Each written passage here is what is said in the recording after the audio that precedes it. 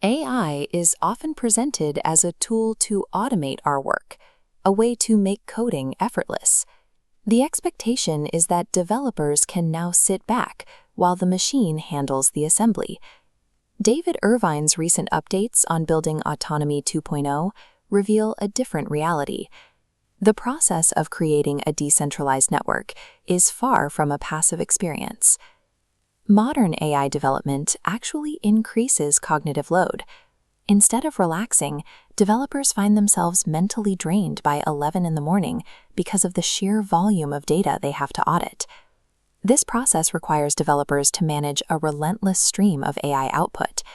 It enables a single person to do the work of a team, but it leaves them, in Irvine's words, as mortally tired superhumans. This exhaustion stems from the AI harness mechanism. Rather than a single prompt, Irvine manages a network of specialized agents. One handles documentation, another plans the architecture, others act as a red team to find security flaws. These agents use different models with specific strengths. One model might act as a rigid enforcer of rules, while another serves as a deep thinker for complex logic, and a third focuses purely on generating the raw code.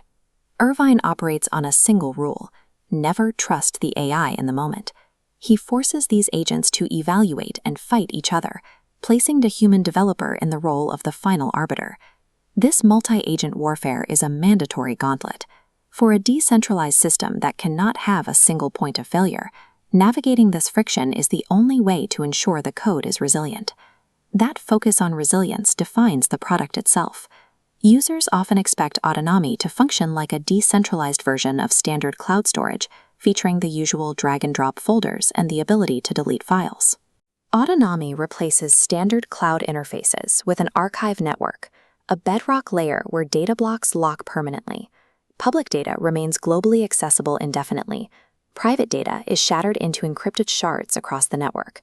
To reassemble it, users must hold the data map blueprint. In this current phase, files cannot be deleted or changed. Those functions will eventually exist in application layers built on top of this permanent storage. Creating an indestructible internet requires moving past the convenience of standard cloud storage and establishing a foundation where the user holds the final authority over their information. This foundation also changes how we think about hardware. There is a common assumption that running a Web3 node requires massive mining rigs or expensive server farms. Irvine rejects the transactional model of corporate services. He describes Autonomi as a movement built with the community rather than a service provided to them. Scale doesn't come from a few massive data centers. It relies on millions of ordinary people operating nodes on their existing home computers. The project is currently in a rough state. It requires technical knowledge to navigate and a commitment to safeguarding your own data maps. This mirrors the process used to write the code. Just as the AI agents are forced to fight to ensure quality, the community must embrace the friction of building a new system. By moving away from easy automation and centralized server farms, the Autonomi movement is forging an undeletable internet powered by individuals.